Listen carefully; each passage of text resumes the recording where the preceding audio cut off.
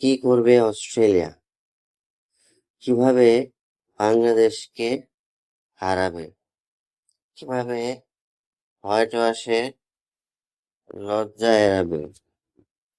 কিভাবে white wash থেকে বাঁচবে?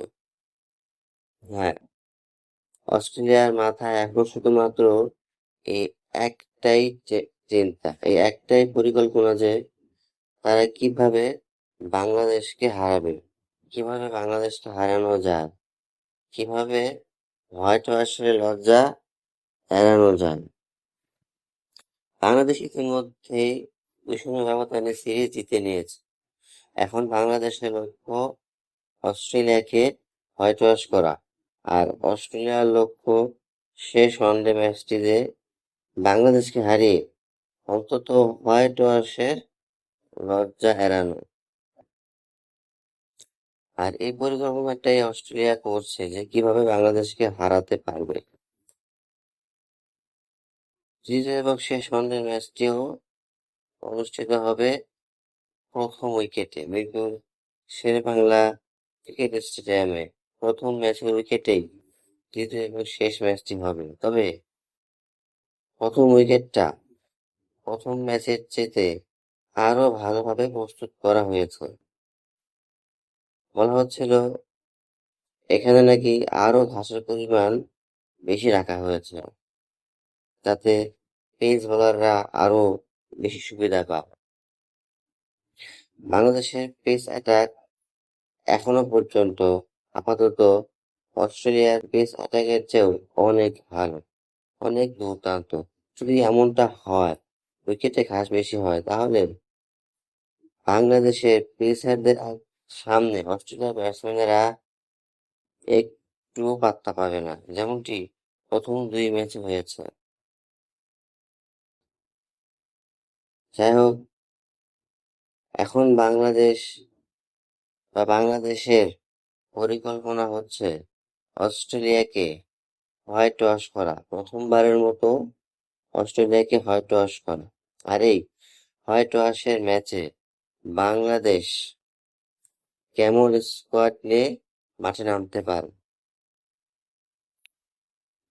বাংলাদেশের যে 15 সদস্যের দল রয়েছে, অর্থাৎ প্রথম 2 ম্যাচে যে 15 সদস্যের স্কোয়াড ছিল, তৃতীয় এবং শেষ ম্যাচেও সেই একই 15 সদস্যের স্কোয়াডেই রাখা হয়েছে, কোনো পরিবর্তন করা হয়নি। তবে শেষ ম্যাচের একাদশে কি কোনো পরিবর্তন আসতে পারে? হ্যাঁ, যদিও পরিবর্তন আসে, তাহলে কোন কোন জায়গায় আসতে পারে? ওপেনিং পজিশনে, স্পিন ডিপার্টমেন্টে এবং পেস ডিপার্টমেন্টে। ওপেনিং এ যদি পরিবর্তন আসে, তাহলে ওপেনিং এ কাকে রাখা হবে? সমু সরকার নাকি সাইফ হাসান? নাকি তানজিদ হাসান তামিম, সাইফ হাসান,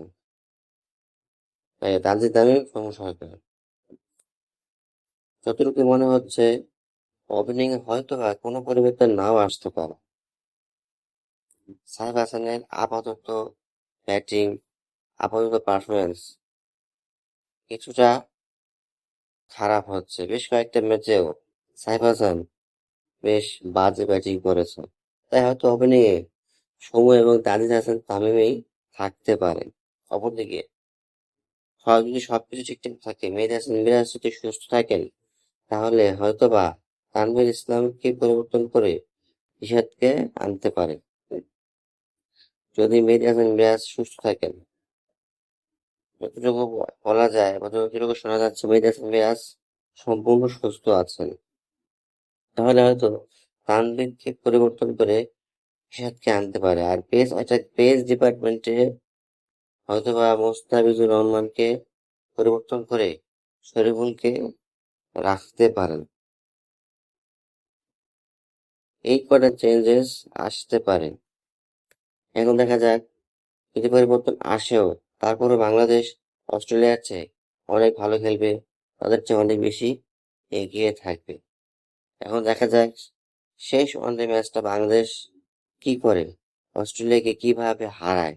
শেষ ওয়ানডে ম্যাচটা হারিয়ে বাংলাদেশ আরো একটা বড় ইতিহাস করতে পারে কিনা, অস্ট্রেলিয়াকে হোয়াইট ওয়াশ করার ইতিহাস।